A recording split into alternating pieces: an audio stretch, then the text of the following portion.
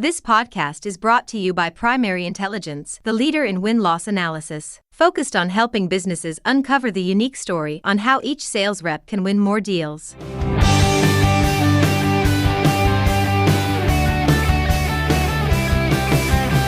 Hey everyone, and thanks for joining me on another rousing edition of Sales Intelligence Weekly, brought to you by Primary Intelligence.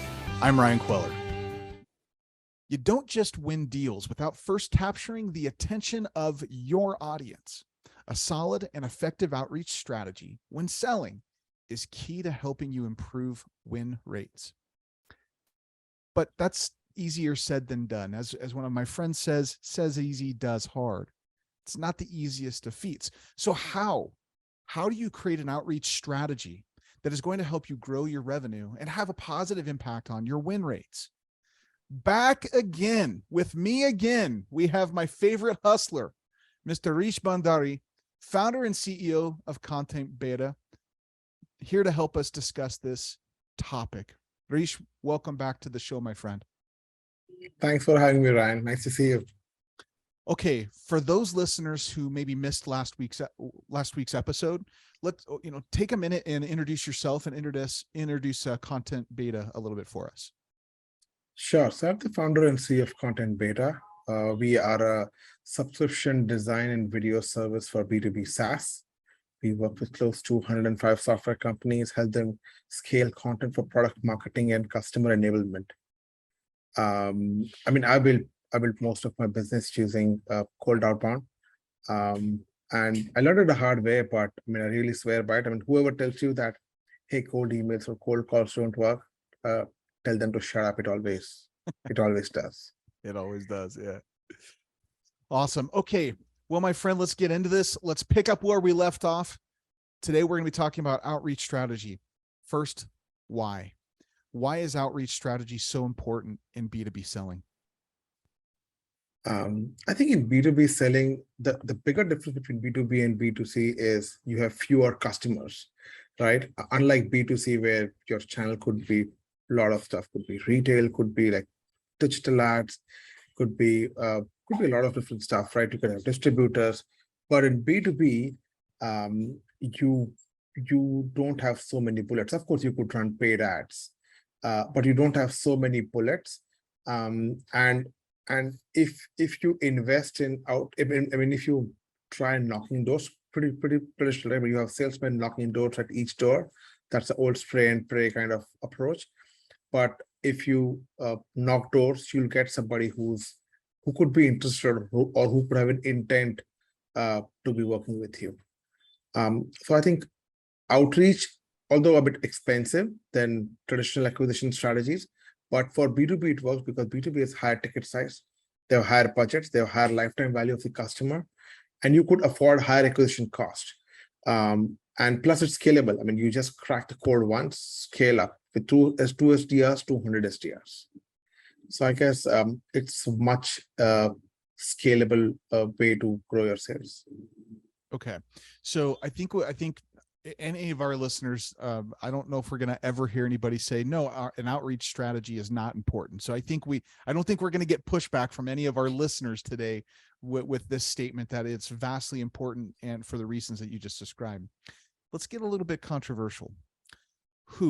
Let's talk about ownership here. Who should be owning the outreach strategy in a B2B organization? Sales, marketing, other? Who should own this? In my view, it's always the sales. So marketing function's goal is how to make sales easier. The marketing function's goal is not to get you sales. The sales guy's goal is to get meetings, to get conversions, to get money in the bank. So I guess a sales guy should own outreach. Okay, let's go a little bit further. Let me push on that. Why sales? There's some organizations that say, no, outreach needs to be owned by marketing because it's a continuation of qualification. But it sounds like you see it differently. Tell me more. So I think sales is a bit different than so there are two kinds of email outreach, right? One is your typical old school email marketing, where you send weekly emails or monthly emails to people who have either opted into your list or who have downloaded some asset or who are part of your email list, newsletter, whatever. Sales owns that kind of email outreach where you are trying to reach out to cold, so to people who are strangers, who may not forget, who are problem or solution aware, who may not be even brand aware.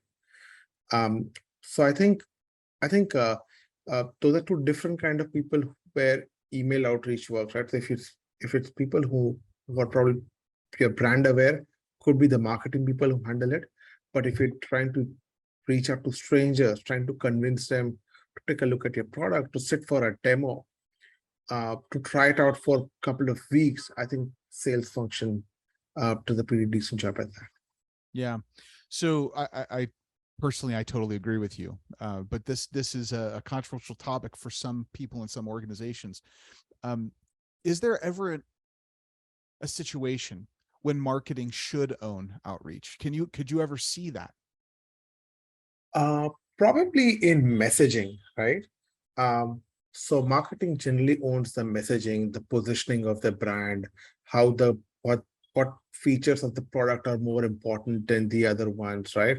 So what's the value proposition? How are you different than the competitors, like the battle cards, everything, right? So probably the way you describe your product, your company is owned by marketing, right? And one more area where I could see is who's your audience, right? So marketing probably has, I'm not sure if they should own it, but they could partially own that. Who's your target audience, right? At least Because influence marketing, it, right? I mean, at least have some influence. exactly, because marketing team also learns about the audience really well. I mean, they do a lot of research, they run campaigns, and I think they have a pretty much solid grip on the target audience. So I guess these are the two aspects where marketing team could influence. One is your product messaging, and second is your target audience. Okay, let's go deeper here then, and we'll split it out. What are some of the common pitfalls that sales experience when creating an outreach strategy? I think common pitfall is turning like one medicine to all, right? I mean, just thinking that, hey, I have a list of 2,000 emails. I have one email, let's shoot out. It will never work. It will never work because spray and pray approach doesn't work. Your Gmail is smarter, your caller ID is smarter. People figure out that, hey, this email or this call is a spam, right? So the number one job of a salesman is to not look like a salesman, right? You have to sound like somebody who would like to have a conversation. I mean, I follow Josh Brown, and he keeps on telling about this concept of zone of resistance, right? I mean, just imagine you're going to a retail outlet, and a salesman comes in, hey, you want to help? You need help? And what's your first reaction? Nope. I mean, I'm just looking around. No, leave Yeah, me alone. stay away. I mean, mentally, you're trying to put up a zone of resistance where you're trying to push back anybody who's trying to make a sale to you, because in your head you feel that that guy is trying to convince me to make a purchase. So a natural tendency of human mind is to push back salesmen. I mean, when I say push back salesmen, also push back sales kind of language, right? So I think that's number one. Hey, don't look like a salesman. Other is the spray and pray, which I spoke about, is don't spray about your product or your capabilities everywhere, right? I mean, it doesn't work. Tweak your messaging, personalize your emails. Don't spray and pray. Okay, so don't look like a salesperson, and don't just vomit your feature functionality. If you're selling software, don't just put it all out there for all of it to be consumed. Why not? Tell me why is it important to tweak the messaging to meet the need of the customer? Why? I think average above the line kind of audience, which is CXOs and CEOs and founders, they get close to 40-50 emails a day. These are, when I say these are like cold emails, right? And everybody's trying to pitch something or the other. If you have one common messaging, if your reader feels that this guy is using a script, right? This guy is not going an extra mile learning about me or my company, not doesn't know me. I mean, he's just saying that, hey, I'll increase your sales by 40%, right? I don't want to pay attention to this email, this message, even though I'm looking for it, even though in the back of my mind, I might be open to purchase it. But if I feel that the email or the call doesn't have so much effort put into, my first knee-jerk reaction is this is like spammy salesman. So I think you have to appear that you have taken a lot of efforts, you have invested some of your own time, you have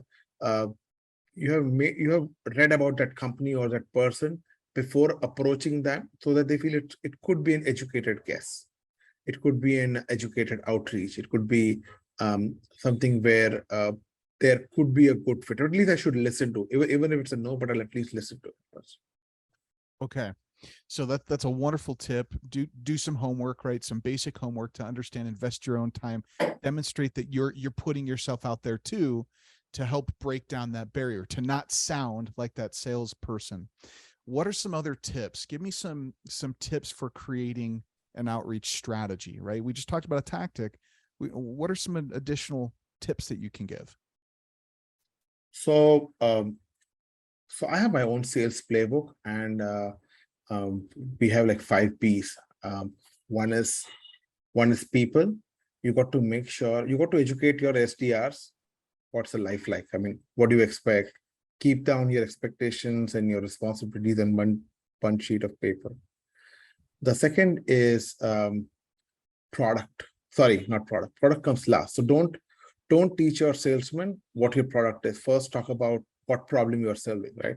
So secondly, I would talk about the problem, right? Teach your salesmen, teach your SDRs or BDRs, what's the industry, what's the language, what problems, how do you find people with problems, right? Because part of making good sales pitches is finding people with problems. You don't want to find just people, but people with problems. So people, problem, then comes process, right? How do you do your outreach? I mean, what tools do we use? How do you, which kind of messaging works? How do you extract, how do you enrich your data? Could be phone numbers, could be emails. And then comes product.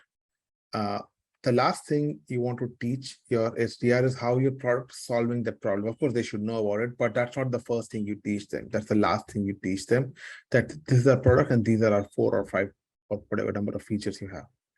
So I think that's how I've created my own playbook. It's easier for me when I onboard new SDRs. And of course, I keep on updating that every 2 months. Sure. So I love the fact, man, that is awesome that you talk about the people and then the problem. That's the 1 and 2 of your strategy. Product is at the end. But what's the problem that the people that you're trying to sell to, what are they facing? So it makes it very centric on them rather than on the company's product that's trying to be sold. I love that strategy. Do you have any success stories here that you could share with us by employing this strategy?